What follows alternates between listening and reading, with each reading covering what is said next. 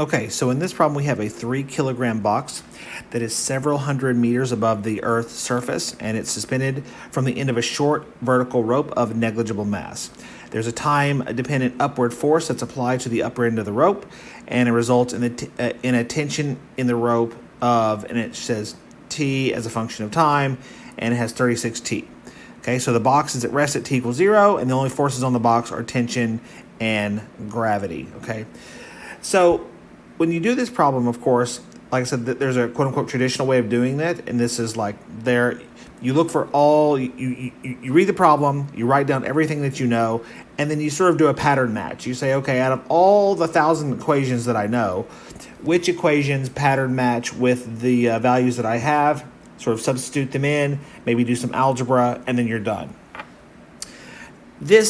What I try to do is not worry about pattern matching. It's just like look at the problem with fresh eyes and try to just solve this in an intuitive manner without having to like refer back to a bunch of equations. Okay, and so that's what we're going to do here. So in this problem, what I've drawn is the 3 kilogram box over here on the left. There is a weight. There's the tension, which is 36, which is a function of time, and that's 36t newtons. And then down here at the bottom we have weight, which is of course mass times gravity. 3 is the mass. The gravity is 9.8, and so we have a total. The total force of weight is 29.4 newtons. Okay, so what's actually happening? So what's going to happen is let's imagine this is the mass. It's going to go down like this, and then it's going to stop, and it's going to start going back up like this. Okay, so I'm going to draw some arrows like this. It's going to bottom out, and then it's going to turn around, and it's going to go up. Now, you may be wondering by looking at this diagram that I just drew that it looks two-dimensional, meaning it's going down and then it's moving over in X. No. It's actually, this is only a one-dimensional problem. It's only going up and down in Y. I'm just showing it like this just to make it more obvious what's happening. But it's going down, hitting a bottom, and then it's gonna slingshot back up. Okay. Really, the question that this problem is asking is from this origin point here, what's the bottom? How far down does it go? And then, which is how many meters, right? How many meters is this? And then the other question that it's asking is, when you start here and you go back around and you come back to your origin, how long did that take? So those are really the two questions that we're asking. All right. So the thing here is that this tension here is not constant. 36t is not constant, right? Meaning that the force is dependent on time. As time changes, the force changes. So because the force is changing, that means acceleration is also changing. So force is changing, acceleration is changing. So yeah, so then so this is basically what I'm trying to say. This is not a constant acceleration physics problem.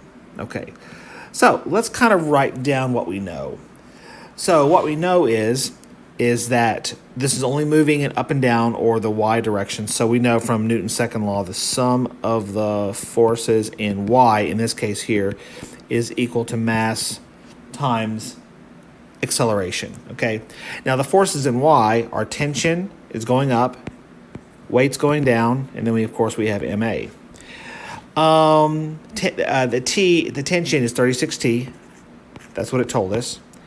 And then weight is mg, okay? And then we have ma, okay?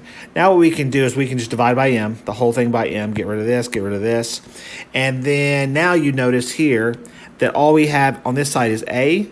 We have a on this side, and then we have 36t over m on this side. Now m is 3, and this is over 36, so that makes 36 divided by 3, which is 12. Basically this is just 12t right here. 12t minus g equals a.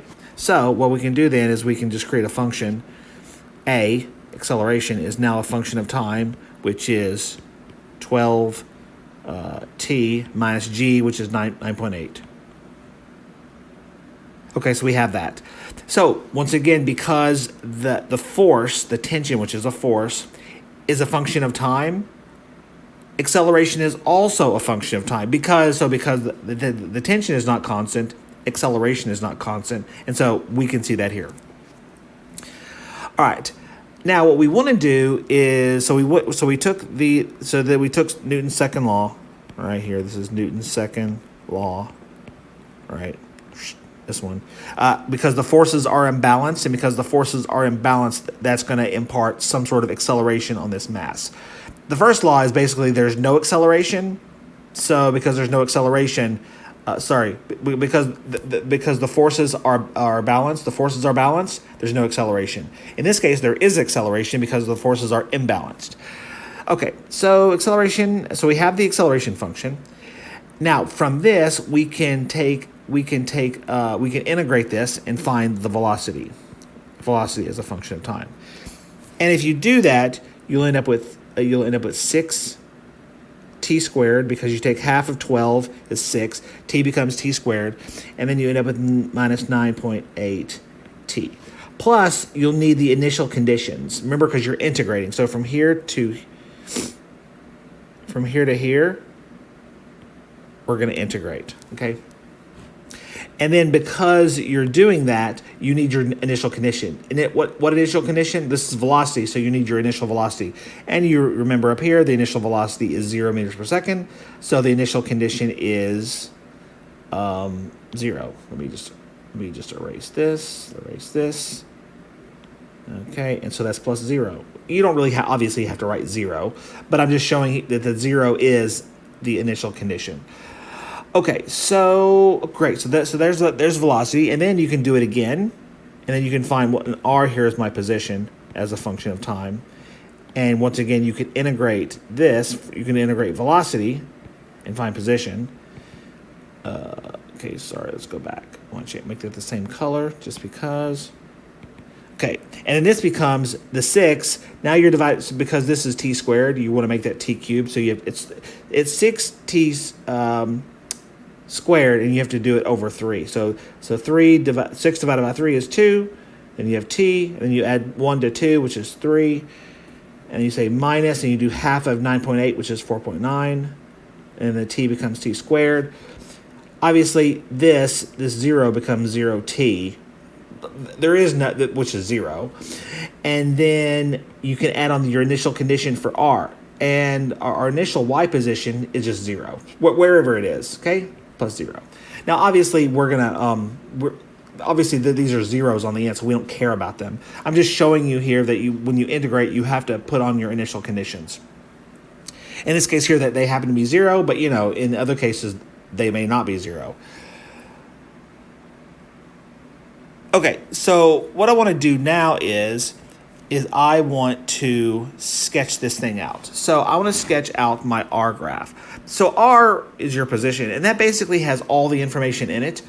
And then from there, if we need any additional information, we can, of course, take the derivative of that and go find the V, and take the derivative of that and find A. Okay, so let's do that. Let's go ahead and let's just plot R, which is my position, in Y as a function of time. Okay, so if you were to do this, you would get something that looked kind of like this. Kind of like that. So if you plotted, so that's this here. This function is 2t cubed minus 4.9 t squared. Basically that's it. Okay? The zeros obviously don't count. And so if you were to plot that function here, this is what it looks like. What you'd want is, well, so if you go back to the initial problem, I'm trying to find out here. Here's my guy. I'm trying to figure out where he bottoms out, where the y becomes the most negative, and then it comes back. Okay. So this is my y, because this is my position in y, right? Up and down. This is my position in y. So it starts at 0, and then what? It goes down, down, down, down, down, and this is the lowest point it goes. This is the lowest point it goes, and then it comes back in y. So this is where it comes back. This is where it meets the origin again. Okay, it comes back to its starting point. So it goes on its trip, and it comes back. And this right here is as far away negative as it goes. And of course you can see it just flips, it just goes off into like outer space from there. But from here, this is its lowest point. Now the question is, I've taken my R, I plotted it out. The question of course is, what is this point right here? What is this point? What is the lowest point? Well, the slope of this, what is the slope of this graph right here? The slope right here is 0, okay? So what I can do is I can take this RY graph and find this derivative, which of course is just velocity, and find out where it's 0. So for this point here, I can go 6t squared minus 9.8t, which is the velocity, okay? That's the velocity. Or the slope of this, or the slope of the function, the slope of the position. Okay, so this is the velocity function, and I want to know where does it equal 0? Where does it equal 0? And if you solve for t, you'll get 1.6. Okay, 1.6 seconds. So this ends up being right here about 1.6 seconds. Great. And so then after that, what you want to do is you'll want to find out what this is, what this point is right here. What is this point? Well, this point here is where did 2t cubed minus 4.9t squared, where does that equal 0? Okay, where does that one equal 0? So that's this one. That's this guy. So this is my position function. So I want to know, where did my position function equal 0? And if you do that, you'll get 2.45. If you solve this, t will equal 2.45 seconds. So let's do this. So remember my graph looks like this, and I want to know where is the slope 0? Remember this is the slope. This is the velocity. And so the slope is 0 when t equals 1.6 seconds. So I know this point is 1.6, which is great. And then I know that this point here is this graph, 2t cubed minus 4.9t squared. That's this actual function where it hits 0. Okay, so this is basically, this is the velocity function where it equals 0, and this is the position function where it equals 0. And from those we can get our two critical points. Where is it the lowest here, and then where does it hit here? So I can tell you that it comes back and it comes back to the origin at 2.45 seconds later. Okay. Now, you may wonder, okay, so at 1.6 seconds, so the question is how far away did it go? So remember up here, we said, oh, we're here at the origin and it went all the way down. Well, how far is that? Okay.